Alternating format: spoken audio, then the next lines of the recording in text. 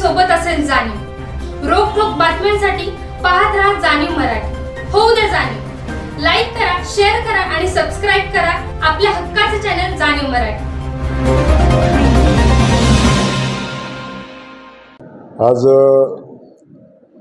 आपल्या सगळ्यांसोबत बोलताना मला मनापासूनचा आनंद होतो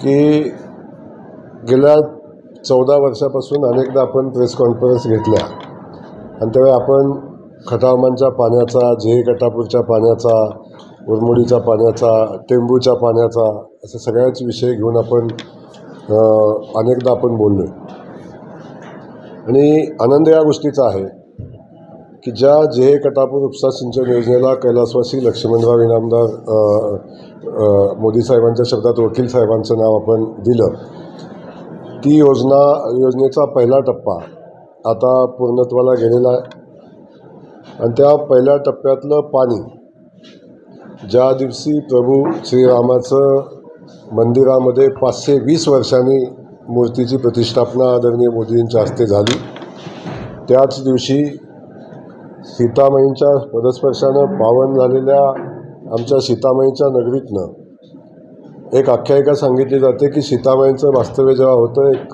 कलशाला स्पर्श झाला आणि ते पाणी 2 बाजूला सांडलं आणि त्या बाजूला 2 नद्यांची निर्मिती झाली, एक बाणगंगा आणि एक मानगंगा। ती मानगंगा नदी जेव्हापासून निर्मिती झाली तेव्हापासून पाऊस नसला की कोरडी असते। त्या मानगंगेमध्ये पाणी सोडण्याची सुरुवात प्रभू श्रीरामाच्या मूर्तीच्या प्रतिष्ठापनाच्या मुहूर्तावर झाली आणि आज ते पाणी मानगंगेमध्ये आलं आहे।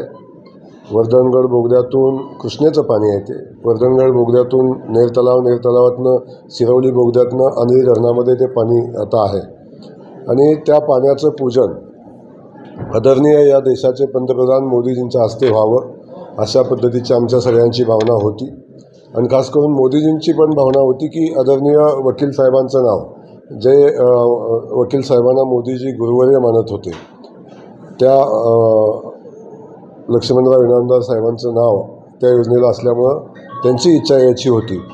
परंतु 19 तारखेला आपण सगळ्यांनी बघितलं की महाराष्ट्रातले सगळे दौरे रद्द झाले।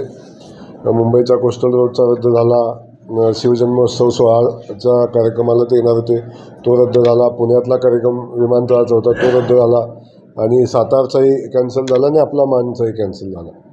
आणि त्या अनुषंगानं मी जेव्हा सगळी तयारी तर बघताय तुम्ही, सगळी तयारी झालेली आहे, त्यावेळी मी आदरणीय या राज्याचे उपमुख्यमंत्री आणि ज्यांच्या प्रयत्नातून, ज्यांच्या पाठिंब्यामुळेच ह्या योजना पुढं चाललेल्या आहेत, त्या योजनेचं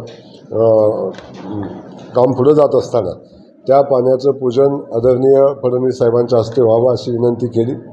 ती विनंती त्यांनी मान्यही केली। 21 तारखेला ते येणार होते। पुन्हा आज नड्डा साहेबांचा दौरा कालपासून चालू झाला आहे मुंबईला, आजही चालूच आहे आणि त्यामुळं 25 तारीख त्या पाणी पूजनाची आदरणीय फडणवीस साहेबांनी दिलेली आहे। 25 तारखेला सकाळी 11 वाजता या ऐतिहासिक क्षणाचे साक्षीदार होण्यासाठी खटाव मानसिंग जिल्ह्यातली दुष्काळी भागातली सगळी जनता त्या ठिकाणी येणार आहे। त्याचवेळी आपल्या सगळ्यांच्या माध्यमातून सगळ्या जनतेलाही माझी विनंती आहे की आपण या सोहळ्याचं साक्षीदार व्हावं आणि आपल्या सगळ्यांनाही माझी विनंती आहे की खटावमानचा दुष्काळ हटवण्याची प्रक्रिया जी वेगानं चालू आहे, या पहिल्या टप्प्यातलं उरमोडीचं पाणी आज 97 गावामध्ये गेलं आहे, तारीचं पाणी पण शेवटच्या गावापर्यंत पोहोचले त्या प्रकल्पातल्या, आणि दुसऱ्या बाजूला जेहे कटापूरची पहिल्या टप्प्यातलं काम आता पूर्णत्वाला जाते। तेच काम मध्यंतरी फडणवीस साहेब आले होते, अंधेरी धरणातनं पाणी लिफ्ट करून आपण 32 गावाला देतोय, तेही पाणी योजना वेगानं चालू आहे आणि त्याचंही काम अंतिम टप्प्यामध्ये आलं आहे। साधारण ऑगस्ट महिन्यामध्ये त्या 32 गावांना पाणी पोचवण्याचं जे काम पूर्णत्वाला जाईल आणि त्याचंही पाणीपूजन करण्याची वेळ येईल। त्याचवेळी मला सांगायला आणि एक आनंद होतो की एका बाजूला जेहे कटापूरची योजना वेगानं पुढे चालली, पाण्याचं पूजन होते, त्याचवेळी खटावमानच्या मातीतल्या मायनीच्या जवळजवळ 20-22 गावांना, मान तालुक्याच्या जवळजवळ 20-21 गावांना कुठल्याच योजनेमध्ये त्या गावांचा समावेश नव्हता, अशा 42 गावांसाठी नव्यानं पाणी उपलब्ध करून देऊन एक टेंबूचा 6वा टप्पा आपण नव्यानं मंजूर केला. त्यालाही सुधारित प्रशासकीय मान्यता आदरणीय देवेंद्र फडणवीस साहेबांच्या नेतृत्वाखाली सरकारनं दिली. आदरणीय एकनाथ शिंदे साहेब त्या सरकारचे मुख्यमंत्री आहेत.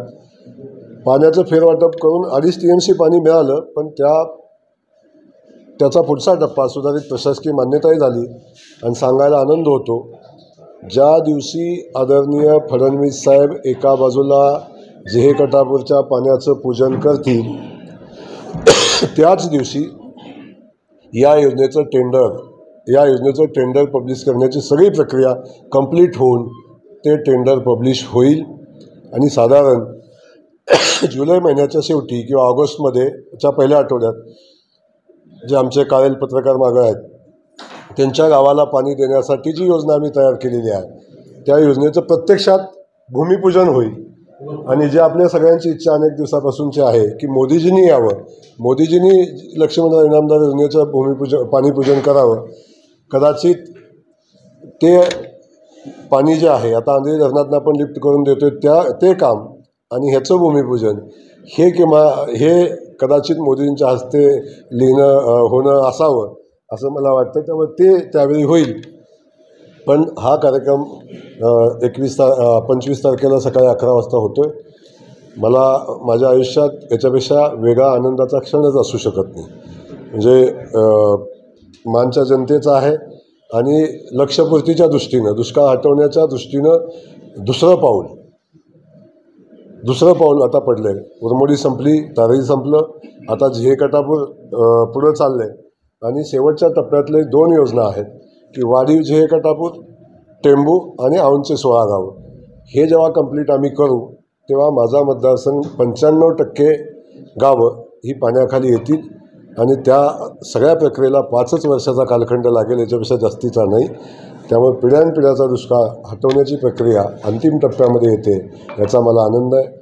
त्या पाणीपूजनाला या राज्याचे उपमुख्यमंत्री आणि मुख्यमंत्री असताना ज्या माणसानं या योजनांना मोठा निधी दिला आणि काही सुप्रमा दिल्या, आताही काही सुप्रमा दिल्या, ते आदरणीय देवेंद्र फडणवीस साहेब येत आहेत. त्यांचं मी मनापासून आम्ही मानगटावासी जिल्हावासी स्वागत करतो आहे. आणि त्या सगळ्या सोहळ्याला आपण सगळ्यांनी यावं अशा पद्धतीची विनंती या निमित्तानं आपल्या सगळ्यांना करतो आहे. आणि